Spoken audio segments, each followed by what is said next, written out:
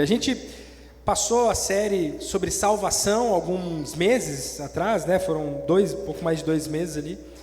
E aí a gente teve no domingo, Dia das Mães, uma palavra sobre ansiedade. Eu até ia começar já a falar sobre Marcos, mas aquela semana foi uma semana que eu me peguei muito ansioso e Deus nos direcionou a olharmos para a ansiedade, como a oração, ela caminha junta com a ansiedade, né?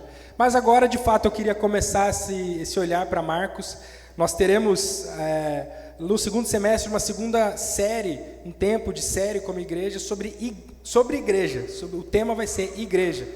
A gente olhou sobre salvação nesse primeiro semestre, no segundo semestre a gente vai olhar para a igreja, o que é a igreja, enfim, e alguns meses também estudando só sobre igreja. A história de Jesus, ela provavelmente é a história mais conhecida de todas. Pelo menos no Ocidente, né, no mundo, todo mundo conhece sobre Jesus. Entretanto, ao longo do caminho a gente vai tendo ruídos, e por mais que você saiba sobre Jesus, e nós sabemos sobre Jesus, e o mundo sabe sobre Jesus, todo mundo conhece sobre Jesus, nós temos um dos símbolos do nosso país, é um Cristo de mão aberta, lá de braço aberto, né? Por mais que a gente saiba disso, a gente vai escutando esses ruídos, a gente vai escutando palavras que não são exatamente verdade sobre quem é Jesus, sobre como Jesus é, sobre o que ele ensinava. Por isso, nessas próximas semanas, eu queria dar uma olhada para o livro de Marcos, o Evangelho de Marcos. Eu quero fazer uma exposição, eu botei entre aspas aqui, rápida. Porque, claro, se eu fosse olhar para Marcos, e Marcos é um dos livros mais recheados de ações que a gente tem na Bíblia. Um parágrafo atrás do outro, parece que Jesus está sempre com pressa. Depois ele faz isso, e logo depois disso ele saiu para lá. E logo ele falou, cara, mas Jesus estava com muita pressa. Se tu olha o livro de Marcos, é um livro curto, 16 capítulos. Tu vai para o livro de João, por exemplo, parece que Jesus às vezes sentava e dava longos discursos. O livro de Marcos não, ele está sempre falando. Então por isso eu poderia ficar anos, literalmente, olhando, né, com calma. Nesse sentido que eu digo que é uma exposição rápida, eu queria só fazer esse en passant, como a gente fala, assim, um olhar um pouquinho mais amplo sobre a narrativa de Jesus no livro de Marcos. Isso, claro, vai durar alguns meses aí. Então, se você quer ter essa leitura comigo, talvez já se programe aí para ler o livro de Marcos junto com a gente, né? Quem for pregar, aqui a gente vai olhar para a história ali, um capítulo mais ou menos depois do outro. Enquanto eu vou abordar o livro de Marcos, eu sempre vai ter um foco principal no domingo, mas eu também vou tentar olhar para aspectos secundários que a Bíblia está trazendo aqui. A gente vai passar por situações, por histórias que chamam a atenção, são histórias interessantes que Jesus vai vivendo. Eu vou fazendo essa leitura e tentando abordar isso, mas eu sempre vou ter um foco principal. Então, muitas vezes a gente vai pular coisas. Claro, não vou contar a história toda aqui de Jesus no livro de Marcos. As dúvidas, e elas vão surgir, espero que surjam, porque eu tenho as minhas, né? Eu queria te incentivar a levar elas para algum lugar, levar elas para a tua célula, levar elas para o teu discipulado, para uma amizade que você vive aí, que você ainda não chama de discipulado, né? Mas para levar elas para outros irmãos da igreja e se aprofundar nisso. Olha, o Martin falou lá, o Felipe estava pregando e passou em tal lugar, ele não falou muito sobre isso, mas eu queria saber, eu queria te incentivar a ter, quando a gente olha para esse livro de Marcos, pelo menos foi isso que Deus colocou no meu coração, eu queria que a igreja, como o Felipe falou na música ali, olhasse para Jesus. É um tempo para a gente dar uma olhada um pouco mais lenta ainda aqui, né? Por meses, mas um pouco mais lenta sobre Jesus. E vão surgir dúvidas aí no teu coração. Eu espero que surjam. E aí esse é o momento para você ir olhar para outros irmãos, para a tua célula e trazer essas perguntas. Tá bom? Você talvez já viveu isso até. Aquele momento em que você está namorando, está ali no começo de um relacionamento, e aí você tem que apresentar tua namorada, no meu caso, né? No caso da mulher, o namorado, para os pais, né? Ou para alguém importante, assim, para um avô, né? A avó que criou, para os tios, para alguém que você considera. Esse é um momento clássico, assim. E o que a gente faz? A gente dá aquela brifada, né? Quando a gente fala, a gente dá uma preparada na pessoa, né? Ei, vem cá, deixa eu te ajudar, né? Porque a gente está indo lá para a casa dos meus pais e eu preciso te antecipar um pouquinho algumas coisas. Isso, minha mãe aquilo, meu pai aquilo e tal. Ou até ajudar a pessoa, não fala sobre isso. Sabe aquelas coisas assim, não entra nesse assunto. A gente dá aquela preparada. Eu lembro quando eu fui apresentar a Suzy é maravilhosa, assim, né? Mas mesmo assim, falei, amor, legal, a gente vai lá conhecer meus pais. Estava em Curitiba, né? Acho que a gente veio para cá a primeira vez, eles foram para lá. E aí eu falei, a gente vai conhecer meus pais. Então, seguinte, ó, aí com minha mãe, é legal, melhor, vamos evitar isso aqui, não, depois, outra hora tu fala, mas isso aqui, aí com o meu pai ele vai fazer muita piada mesmo, releva, a gente vai dando essa antecipação do que vai acontecer, porque a gente quer preparar para um momento bom, é por isso, né, a gente não quer que tenha alguma surpresa ali, aconteça alguma coisa ruim. Quando a gente vai cozinhar, a gente até chama isso de mise en place, né, quem assiste MasterChef sabe aí, você dá uma preparada nas coisas, antes de começar mesmo, né? Não, vamos começar um relacionamento, antes de você apresentar, vamos arrumar as coisas aqui, dar uma preparada assim, primeiro no caminho aqui. É um pouquinho disso que Marcos vai fazer com a gente nesse início. Ele vai dar uma preparada, assim, ó, a gente vai falar sobre Jesus, mas deixa eu só arrumar aqui as coisas, deixa eu só te contar isso aqui, só pra, antes da gente entrar de fundo na história, deixa eu só te preparar aqui. E logo no início, nós podemos perceber as principais características de quem Jesus é. Se a gente tiver só esse primeiro capítulo de Marcos, talvez já resolveria, porque quando tu vai preparando, isso aqui é importante, isso aqui, eu vou falar mais sobre isso, mas deixa eu só preparar esse início aqui. É isso que Marcos faz. Queria desafiar você nessa manhã a reconhecer a beleza que antecedeu o início do ministério de Jesus. É isso que a gente vê em Marcos aqui. Eu queria te antecipar o próprio Marcos, então, falando nisso, porque talvez você está escutando e entendendo o que eu estou falando, mas que Marcos que você está dizendo? Quem é esse tal de Marcos? Marcos é um dos evangelhos, você pode aí abrir o segundo evangelho da Bíblia, então lá no Novo Testamento, Mateus, Marcos. Se você não está familiar com a própria Bíblia, é para o fim da Bíblia, né? Lá para o fim. Marcos, ele era um dos discípulos de Jesus. Ele não era um dos 12 apóstolos ali, aqueles 12 discípulos que vão ser os apóstolos, que vão liderar a igreja no primeiro momento, mas Marcos ele era um dos discípulos próximos de Jesus. Ele estava em todas ali, perto do que estava acontecendo, um dos primeiros discípulos. A família dele provavelmente era uma família que estava junto com Jesus, ajudava Jesus, até hospedava Jesus em algum momento. É um discípulo que viu muita coisa acontecendo. Ele é citado várias vezes na Bíblia, ele é o primo de Barnabé. Ele é alguém que ajuda o ministério de Pedro por um bom tempo, alguém que vai ser talvez como um escudeiro ali, né? Ou alguém que ajuda o discípulo primário do próprio Pedro. Paulo também é ajudado por Marcos. No fim da vida, Paulo fala, olha, eu preciso de ajuda, traz Marcos, que ele é importante. Parece que Marcos era esse personagem que estava em todas, ele estava em todo lugar, mesmo não sendo um dos 12 ali, mas ele apoia esse início da igreja. E ele é o primeiro evangelho a ser escrito. A gente hoje tem todo o Novo Testamento, ele foi sendo escrito, as primeiras coisas ali foi o próprio Paulo que escreveu, logo foi as primeiras coisas que foram escritas, né? Mas o primeiro cara a se propor a contar a história de Jesus foi João Marcos, esse amigo aqui. Isso foi uns 30 anos depois da subida de Jesus. Jesus viveu entre nós, fez tudo isso, morreu, ressuscitou, foi assunto aos céus ali, subiu. Mais ou menos, uns 30 anos depois disso, Marcos, ele provavelmente com a ajuda de Pedro ali, né? Vamos contar isso aqui, como é que foi essa história que ele escreve. Bom, feito aí a introdução para a igreja de quem é Marcos, né? Se você não conhecia. Então eu te convido, abre aí em Marcos capítulo 1, versículo 1.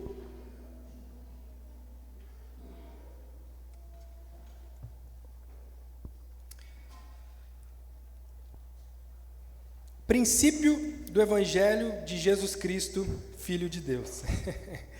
Só esse início aqui, ele já é um chute, cara, com os 2 pés no peito. Marcos, ele começa o livro dele, o primeiro evangelho que a gente tem, o primeiro livro escrito sobre Jesus, ele já diz isso, o princípio do evangelho, o início do evangelho de Jesus Cristo, Filho de Deus. Bom, vamos lá, o que Marcos está querendo dizer com isso aqui? Ele já chama essa obra, ele já começa dizendo sobre o evangelho. E evangelho é uma palavra que a gente só pegou ela, lembra, né? Não quero ficar aqui no academicismo, mas a Bíblia ela foi escrita originalmente, no Novo Testamento, em grego, na língua ali vernácula, né? A língua que todo mundo falava na época, que era o grego, lá, isso há 2000 anos atrás. E em grego está escrito evangelho. Então a gente só pegou essa palavra e juntou as letrinhas ali e traduziu. E ela tomou um sentido para nós natural hoje. A gente sabe que a gente está falando de evangelho. Mas evangelho, se a gente fosse só traduzir a palavra, significa boa nova, boa notícia, uma nova coisa que aconteceu, boa. É isso que significava a palavra escrita na época. Mas essa palavra, ela servia como um anúncio de algo muito grande que aconteceu. Sempre que alguém trazia essa palavra, na época de Jesus, na época que isso tudo aconteceu, falava assim, ó, o evangelho, a boa nova, todo mundo que escutava aquilo sabia que aquilo tinha uma conotação real, de monarca, de rei, até de Deus. Eu trouxe aqui um livrão, e eu nunca fiz isso na minha vida, mas é porque eu não sabia como passar isso para o iPad, então eu queria ler com vocês. Foi mais fácil trazer isso aqui do que qualquer coisa. Mas porque assim, ó, aqui eu queria te dar uns exemplos de como as pessoas usavam o evangelho. A palavra evangelho era usada. E aí aqui são textos antigos, tá? Textos da época de Jesus, antes de Jesus até, que a arqueologia encontrou e tal, e tem ali registros de usar essa mesma palavra, evangelho. Ela foi usada, por exemplo, para definir que o aniversário do imperador Augusto, que era o imperador de Roma, o primeiro imperador de Roma, seria o início do ano. Eles fizeram toda uma festa e organizaram que a partir de tal dia, o aniversário do imperador de Roma seria o novo ano para o império inteiro. E aí eles foram falando quão importante era Augusto, e como um cara muito importante e tal, como a providência dos deuses botou ele no lugar e tal. Isso aqui é um texto de 9 a.C., tá? É um pedaço de papel que a arqueologia achou, né? Como a archa da Bíblia e tal. Mas no finalzinho diz assim: ultrapassando todos os benfeitores que o precederam, sem deixar nenhuma esperança à posteridade de ultrapassar o que ele fez, já que o Deus Augusto foi o início do evangelho para o mundo. Olha só, que vieram por causa dele. Outro texto aqui agora dos judeus, eles escrevendo sobre um outro imperador, sobre o imperador Vespasiano, quando ele deixa de ser um general e assume o trono, o imperador de Roma, os judeus escrevendo, tá? Todas as cidades celebram o evangelho, ofereceram sacrifícios por causa dele.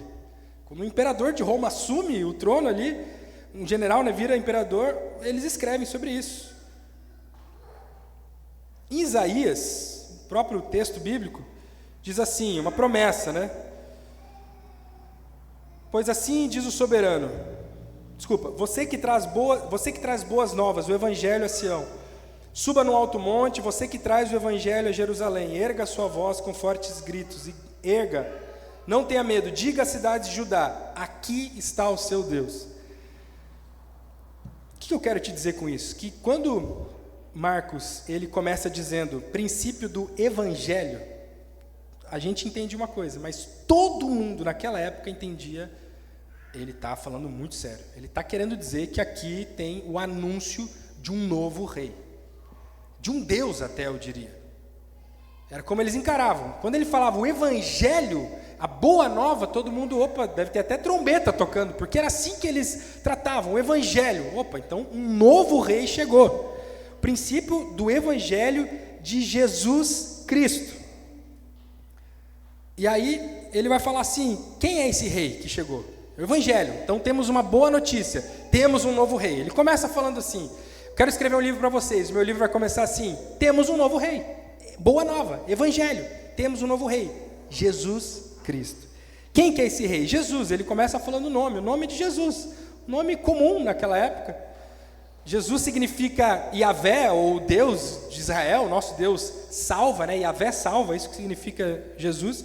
E aqui já aponta para a humanidade, é um ser humano que nasceu, é o Jesus. Eu estou falando de um novo rei que chegou, tá? É o novo rei, é o Jesus. Vocês lembram dele? O Jesus, lá, é o Jesus. Mas ele é o Cristo.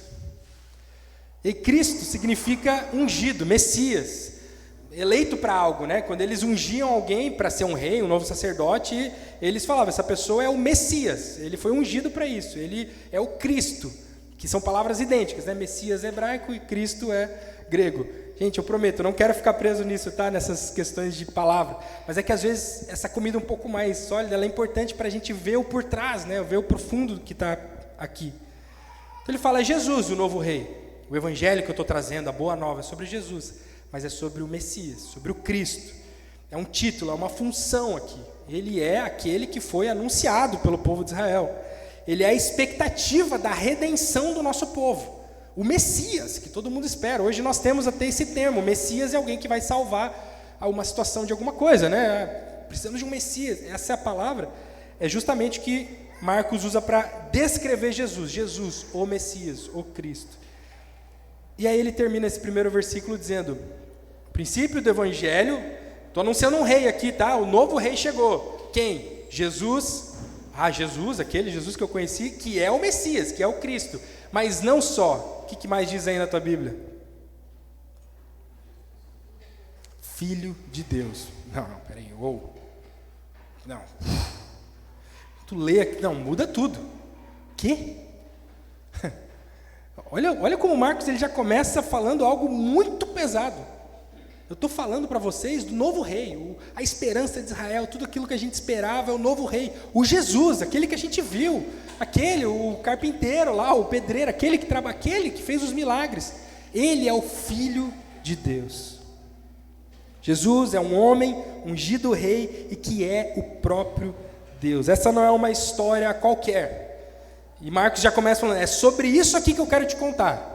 Quero te preparar porque é sobre esse cara que a gente vai falar. Os próximos capítulos, Marcos escreveu, ele falou assim, eu quero começar já te explicando quem é essa pessoa, eu quero te preparar o caminho, para você entender quem eu estou falando. É sobre ele. Quem é Jesus para você? Quando você pensa em Jesus, o que vem à tua mente? Quais os títulos? Quais as sensações? Quais as memórias que vêm à tua mente quando você pensa em Jesus? E nós temos, entre aspas, vários Jesuses por aí. Jesus se tornou uma palavra de domínio comum.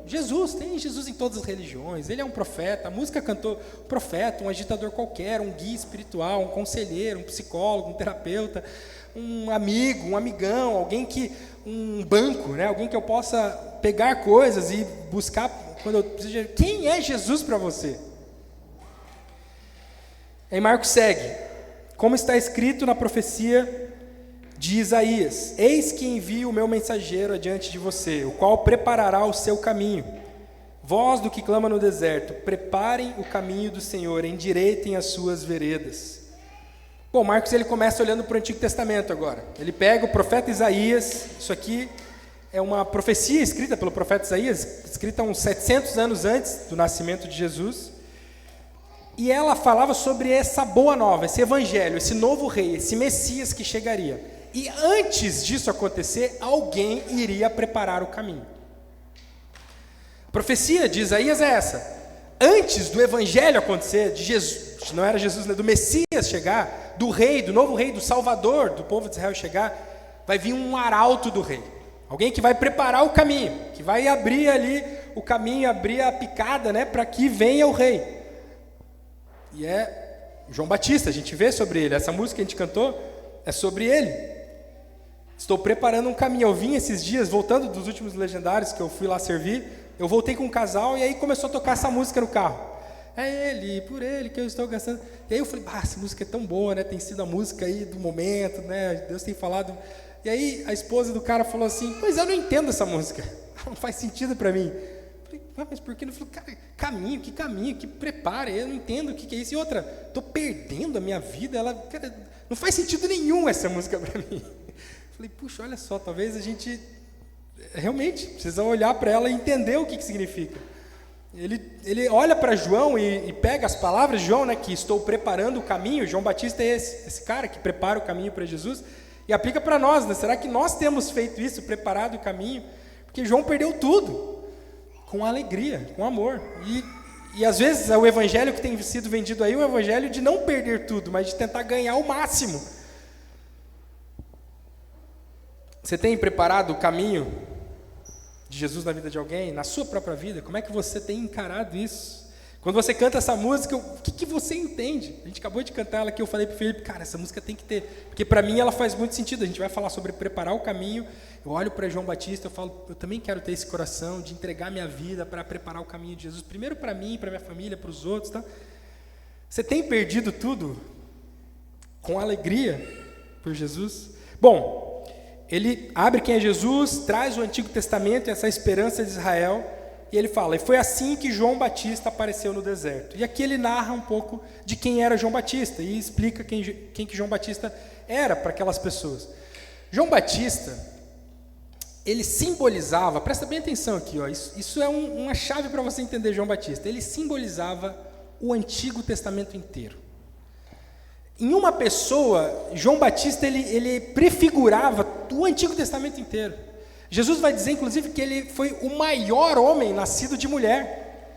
A maior pessoa de todos que nasceram ali, João Batista foi o maior, porque ele antecedeu justamente Jesus, ele preparou todo esse caminho. Ele foi o último e maior profeta que teve. Ele foi aquele que profetizou e anunciou até o dia da chegada de Jesus, o que todo o Antigo Testamento vinha fazendo há milênios, para falar a verdade. Eu falo séculos, mas milênios. O Antigo Testamento todo aponta para Jesus, e João Batista é esse último profeta que ele resume o Antigo Testamento. E aí já nos leva a reflexão de como que nós temos olhado para o Antigo Testamento. E de novo, lembra dos ruídos que eu falei? Às vezes a gente precisa tirar um pouquinho dos ruídos e olhar de fato para Jesus através da Bíblia, porque às vezes os ruídos eles nos atrapalham a nossa imagem sobre Jesus. E um dos ruídos que nós temos visto por aí é um olhar assim equivocado para o Antigo Testamento. As pessoas às vezes têm olhado sem perceber que o Antigo Testamento aponta para Jesus, que o Antigo Testamento está fazendo o que João Batista fez. Aqui está o Cordeiro de Deus, está aqui Jesus, eu estou preparando o caminho, esse é o cara, a gente está esperando esse homem aqui chegar. São 39 livros que falam só sobre isso, apontam para Jesus, estão preparando. Livros mais longos, livros que levam séculos para preparar o caminho, várias maneiras apontando para Jesus. O maior homem nascido até então, está ali dizendo, como ele fala no texto, eu não sou digno nem de me ajoelhar e tirar as sandálias de Jesus. Quem está aqui é o próprio Deus. Quem está aqui é o Evangelho, chegou. As boas novas foram anunciadas. Não um imperador romano, não um qualquer. Está aqui o Filho de Deus. O caminho dos profetas, o Antigo Testamento inteiro estava pavimentado agora. Estava preparado para a chegada. É esse que foi chegado o tempo. Todos os milênios, todas as histórias que você vê no Antigo Testamento, tudo o que aconteceu, estava pavimentado. E João Batista é esse último que fecha e fala assim, eu estou preparando o caminho final. Está aqui, chegou. Esse é o homem que todo mundo esperava. Então Marcos, ele abre o livro dele sendo muito direto. Eu estou falando sobre um novo rei que chegou. Eu estou falando sobre um rei que é o Jesus que a gente conhece, o homem Jesus. Eu estou falando sobre alguém que é o próprio Filho de Deus. E ei, povo de Israel, é o homem que a gente está esperando e profetizando há milênios. Está aqui, o último homem, o último profeta apontou para Jesus, e a partir daqui esse rei será apresentado, Jesus. Bom, versículo 9, se você está acompanhando aí comigo, e de novo, eu vou ir pulando um pouquinho, vou tentando te localizar onde é que eu estou lendo, versículo 9. Naqueles dias, Jesus veio de Nazaré, da Galileia, e foi batizado por João, no Rio Jordão. Marcos faz questão de identificar a cidade, a insignificante, entre aspas, Nazaré. Dali surge Jesus. Jesus que nasceu em Belém, você sabe a história do Natal, mas ele cresce, ele é criado num lugar mais ao norte do estado de Israel, um lugar onde era mais insignificante, onde não era tão, assim, a nobreza, não era perto de Jerusalém nem nada, era lá em Nazaré. Certo momento da vida de Jesus, eles vão até questionar, nossa, mas dá para vir algo bom de Nazaré? Porque Nazaré era tipo aquela cidadezinha que era insignificante aos olhos dele. Mas Marcos faz questão de trazer isso. Esse rei anunciado, o evangelho, eu aqui estou com o arauto, o João Batista que abriu, esse homem ele veio de Nazaré. Ele foi criado lá em Nazaré. Ele vem da cidade mais comum possível. E Jesus sempre faz questão de apontar para simplicidade. Simplicidade. Nós vivemos uma vida cristã, um evangelho, nós sermos seguidores de Jesus, a gente precisa fazer isso aqui, a gente precisa apontar para a simplicidade da vida. Da onde você é? Da onde você é? E eu às vezes escuto as pessoas tentando dizer de onde elas são, da maneira mais pomposa possível. Eu faço tal coisa, meu trabalho é muito difícil, é que eu estou numa empresa multinacional, é que eu sou um gerente de não sei o quê, ou minha família, vem toda uma história, e a gente às vezes vai tentando maquiar quem nós somos e tentando colocar num lugar que, veja, o próprio Deus não se colocou. Não, eu nasci em Belém, fui criado em Nazaré mesmo, simples mesmo. Seja simples. Monte Serra, seja simples. Naqueles dias veio Jesus de Nazaré, foi batizado por João no Rio Jordão, E logo ao sair da água, Jesus viu o céu se abrindo e o Espírito Santo descendo como uma pomba sobre ele. Então veio uma voz dos céus que dizia: Tu és o meu filho amado, em ti me agrado. Se Jesus não se exaltou, o céu fez questão de exaltar. Deixa que os outros te exaltem, tá? Jesus estava ali e o céu se abre, o Espírito Santo vem sobre ele e uma voz vem do céu dizendo: Esse é meu filho amado. O Espírito Santo unge ele, né? Ele é o Messias, ele é sim, esse que por tantos anos foi esperado pelo Israel. Quem que o Espírito Santo vai ungir como o nosso Messias? E aí sempre isso acontecia com um óleo mesmo, com uma cerimônia, com um momento que era quase que um teatro, quando a gente passa óleo, né? Isso não está ali o poder está em Deus, né? Mas eles sempre faziam isso como ritos, né? E tudo isso, vamos fazer isso. Aqui com Jesus não é nada de rito, é o próprio Deus mesmo. Abre o céu, a gente vê o Espírito Santo ungindo ele é o Messias. E o Pai falando: Ele é o meu filho amado, em quem eu tenho prazer.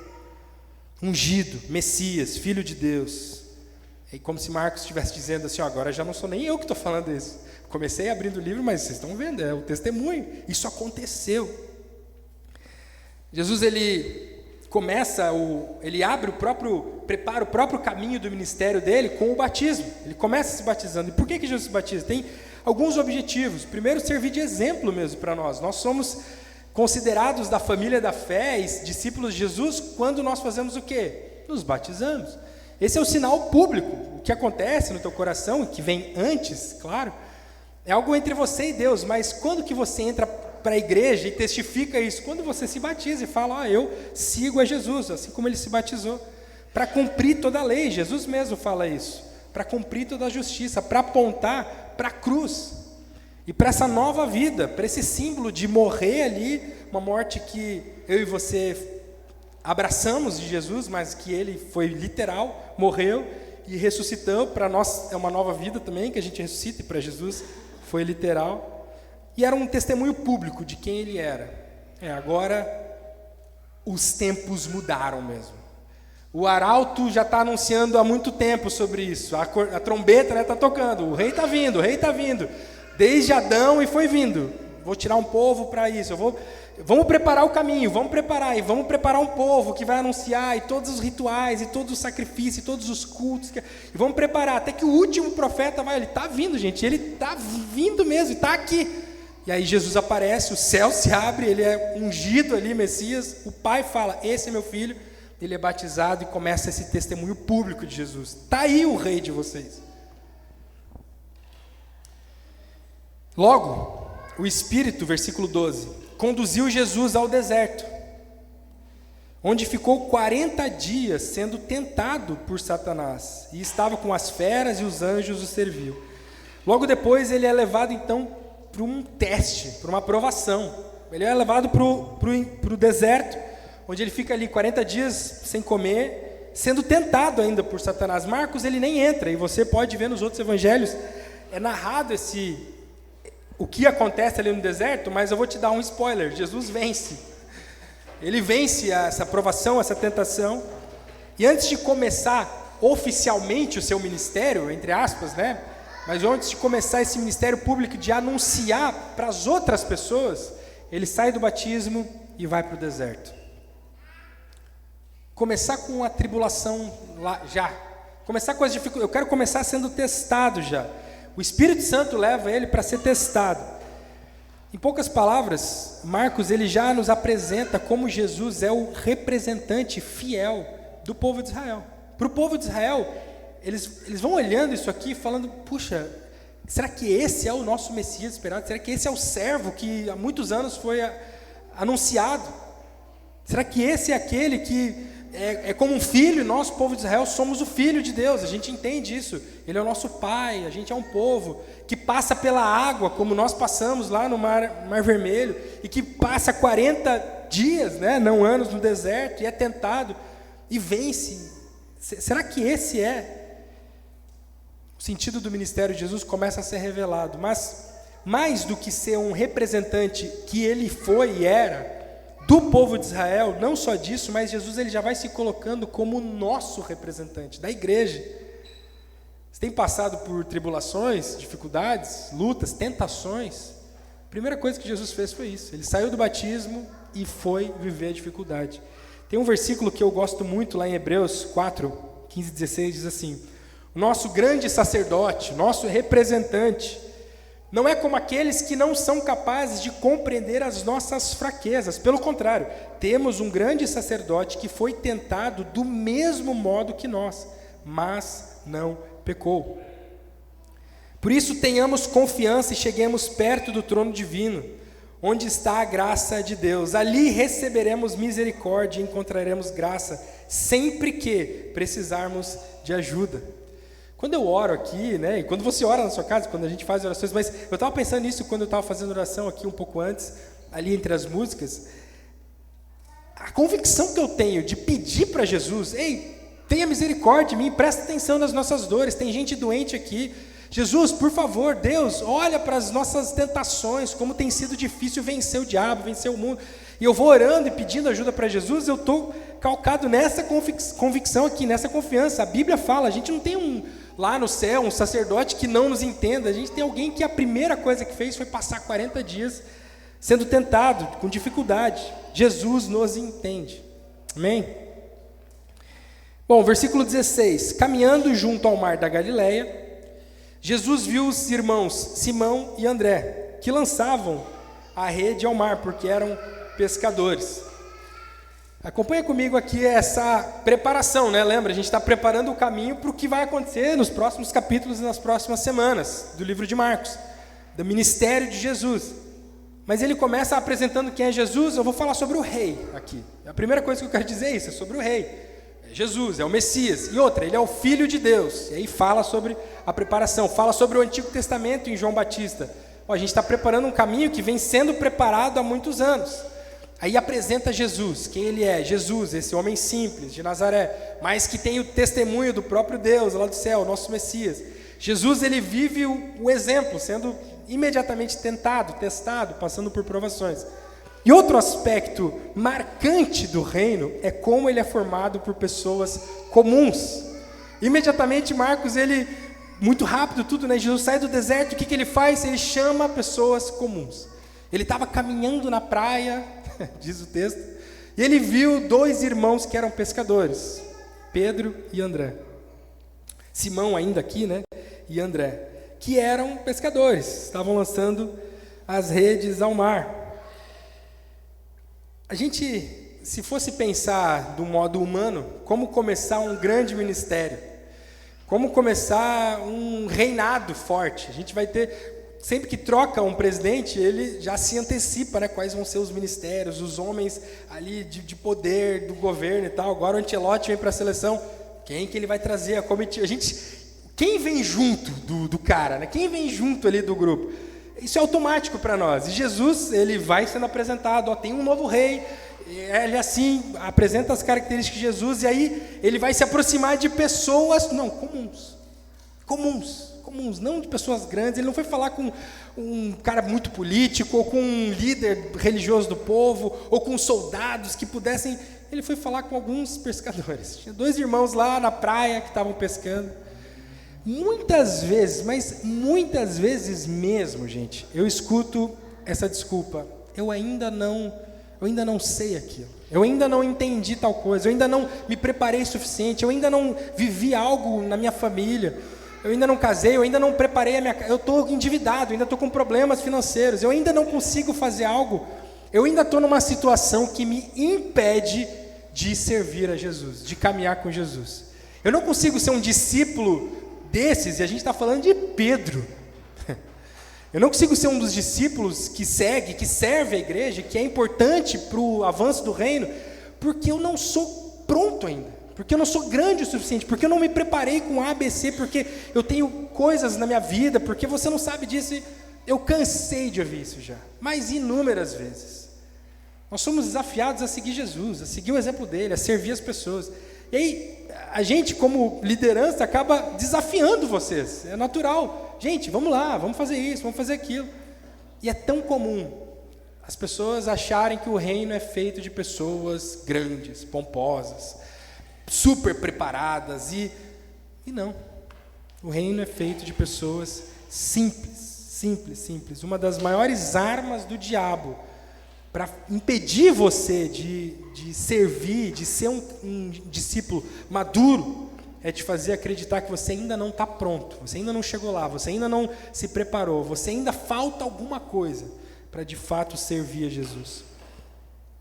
O que Jesus faz? Desafia eles: venham comigo, larguem tudo, abandonem tudo, percam tudo, e venham não ser mais pescadores de peixes, mas pescadores de homens.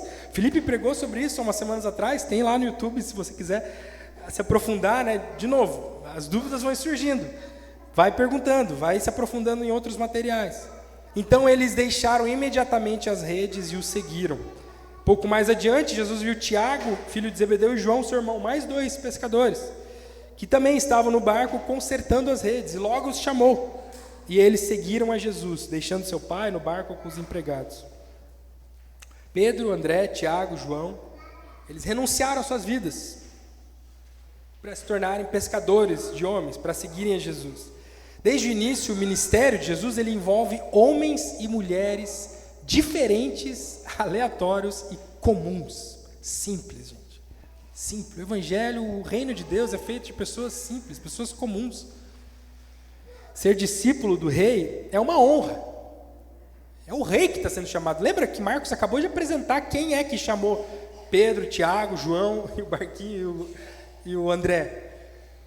É o rei que está chamando, é uma honra, mas é um desafio para você largar tudo e amar Ele, Jesus e as pessoas. O que Jesus estava chamando aqui é isso. Jesus não fala, venham pescar gente, venham amar pessoas, venham amar pessoas.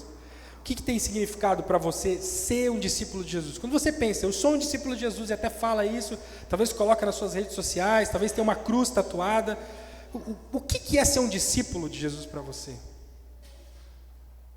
Será que é isso? Amar Jesus sobre todas as coisas e amar o próximo, e amar as pessoas? Como é que você tem preparado esse caminho para outras pessoas? O que você tem largado, ou o que ainda te falta? Abrir mão, largar, perder, para poder seguir a Jesus e amar as pessoas. Será que é esse orgulho de achar que não está pronto, de achar que ainda precisa não ser só um pescador, não ser só quem você é? Eu não vou ficar falando aqui, mas se coloque no lugar, não ser só isso, só alguém que é novo na fé, só alguém que não entendeu ainda aquilo, só alguém que está com problemas no casamento, só alguém que ainda não resolveu aquilo outro, ou não se acha capacitado. Feche os ouvidos para essas mentiras do diabo. Feche os ouvidos, repreenda o diabo, repreenda o teu próprio pecado, o teu próprio coração, diga não. Se Deus usou homens comuns, mulheres comuns, Ele quer me usar. Agora, por fim, outra marca do Evangelho, e, de novo, né, Marcos está preparando o caminho para o que a gente vai encontrar nos próximos 15 capítulos, né? Ele vai preparando. Outra marca que é característica do Evangelho é como ele revela inimigos do rei. Como os inimigos do rei se levantam. Eu tenho uma frase que eu costumo dizer que é: perante o rei Jesus, você só tem 2 opções. Perante o rei, você se ajoelha e adora ele, ou você mata ele. Não tem outra alternativa diante do rei. E é isso que vai acontecer. A gente, de novo, não quero te dar spoiler, mas se você está aqui, talvez você saiba que Jesus morreu, ele foi morto. E às vezes a gente faz isso no nosso coração, às vezes a gente faz isso na nossa vida. Mas os adversários, os inimigos de Jesus, do Evangelho, sempre surgem. Logo no primeiro capítulo nós já somos apresentados aos adversários que Jesus irá enfrentar, irá encontrar ao longo de todo o seu ministério.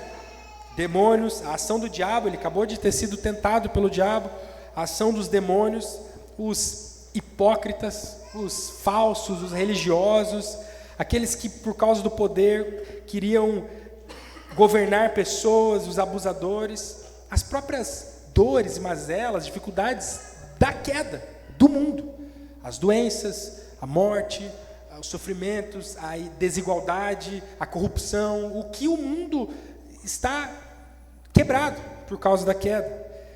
O pecado do homem, a dureza no coração, e homens e mulheres maus, pecadores, ímpios, que se voltam contra Jesus.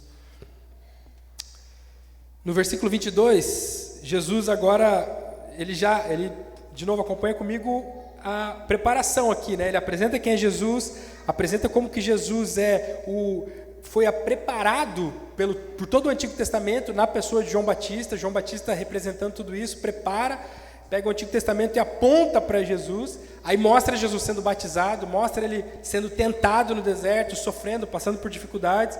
Depois disso ele começa a chamar pessoas para caminharem com ele, pessoas comuns, simples. Ele vai começar o ministério dele.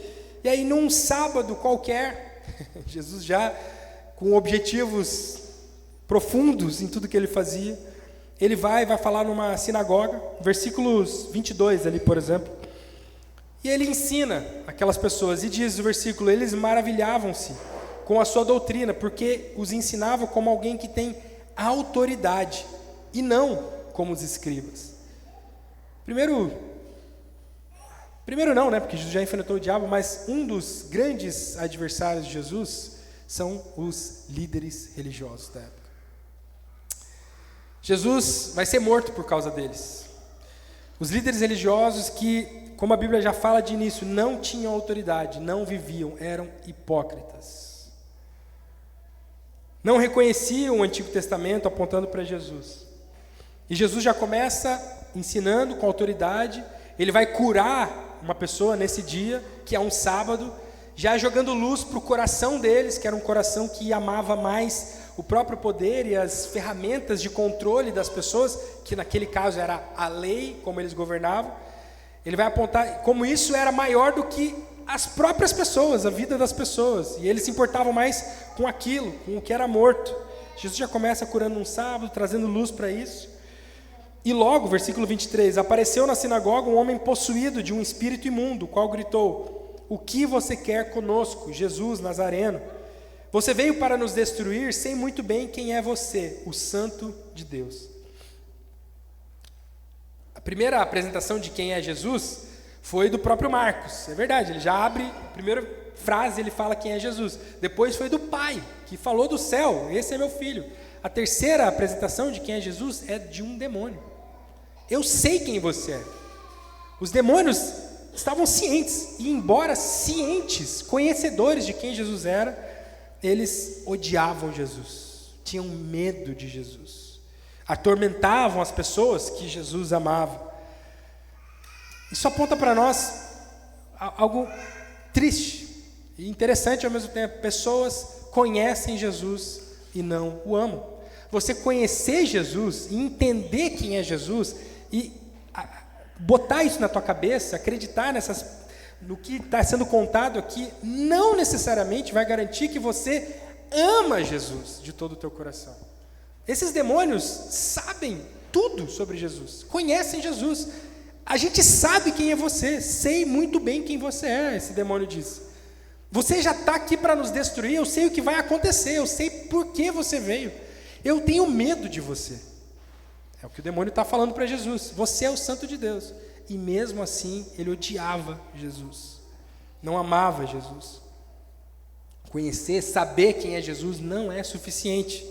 Ser um discípulo de Jesus tem muito mais a ver com o nosso sentimento em relação a Jesus. Você ama Jesus? Lembra quais são os 2 mandamentos? Não é conheça o teu Deus de todo o teu coração. É ama o Deus de todo o teu coração.